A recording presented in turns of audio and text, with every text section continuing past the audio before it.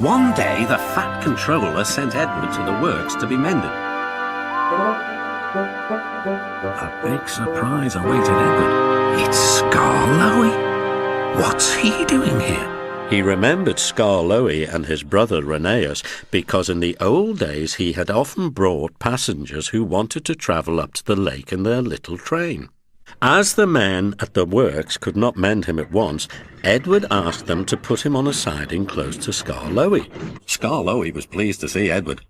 "I've been sent here for a rest," he sighed. "I was put in this shed so that I could see everything and not be lonely. But I do miss Rheneas. He's going to be mended.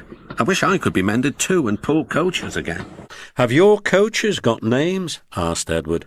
"Oh, yes. There's Agnes, Ruth, Jemima, Lucy and Beatrice. Agnes is proud. She has cushions for first-class passengers. She pities Ruth, Jemima and Lucy, who are third-class with bare boards. But they all four sniff at Beatrice.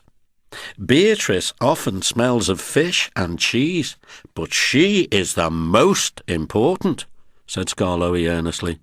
"She has a little window through which the guard sells tickets. I sometimes leave the others behind, but I always take Beatrice. You must have tickets and a guard, you know." "Of course," said Edward gravely. "Rheneas and I," continued Skarloey, "used to take turns at pulling the trains. We know everybody, and everybody knows us. We whistle to the people in the fields, at level crossings, and in lonely cottages and farms, and the people always wave to us. We love passing the school playgrounds at break time, for then the children will always run over to the fence to watch us go by. The passengers always wave because they think the children are waving to them. We engines know better, of course," said Skarloey importantly. "Yes, we do indeed," agreed Edward. "We take your tourists to the lake and then get ready to pull the train back. We enjoy the morning journey home because then our friends from the villages come down to do their shopping. We whistle before every station. Peep, peep, look out, and the people are there ready." "Where's Mrs. Last?" asked the guard. "She's coming. Peep, peep," we whistle, and Mrs. Last comes running onto the platform.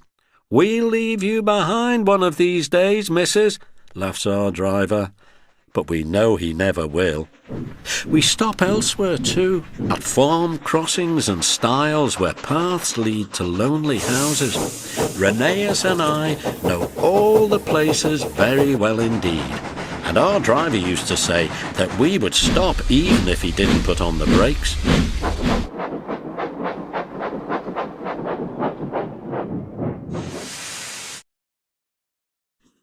Sometimes on market day, Ruth, Jemima and Lucy were so full of people that the guard would allow third-class passengers to travel in Agnes. She didn't like that at all and would rumble, "First-class coach, third-class people." That made me cross. "Shut up," I'd say, "or I'll bump you." That soon stopped her rudeness to my friends. Just then, some workmen arrived. "We're going to take you to the works now, Edward. Come along." "Goodbye, Skarloey." "Thank you for telling me about your railway. "It's a lovely line." "Oh, it is, it is. You've cheered me up, Edward. Goodbye." Skarloey watched Edward being taken back to the works. Then, shutting his eyes, he dozed in the warm afternoon sun.